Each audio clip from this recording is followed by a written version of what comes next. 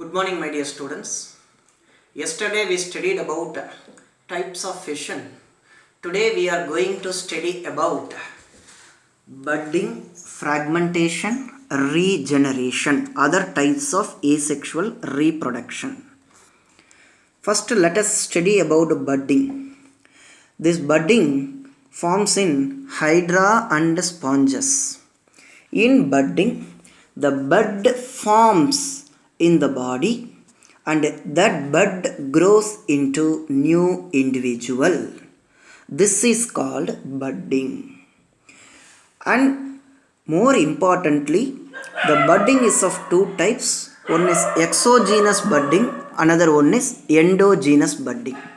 Exogenous budding, exo means outside. Here in hydra, the bud forms outside the body and that bud develops into new individual. Finally, that individual detach from the parent body. So this is called exogenous budding. Example, hydra. Endogenous budding. Endo means inside. The bud forms inside the body. This takes place in gemmules in sponges, marine organisms. Next, fragmentation. In fragmentation, the body is fragmented and each fragment develops into new individual. Example, Taenia solium, the tapeworm, and sea anemone, one of the marine organism. In fragmentation, the body is in the form of segment. Here the Taenia solium organism is given. The body is in the form of segment. There are three types of segment. One is immature proglottid, mature proglottid, gravid proglottid. When gravid proglottid stage attains, that particular segment detaches from the parent body and it develops into new organism. This process, this detachment process is called apolysis. Apo means free, lysis means splits. Next, regeneration. Re means again, generation means formed. There are two types of regeneration.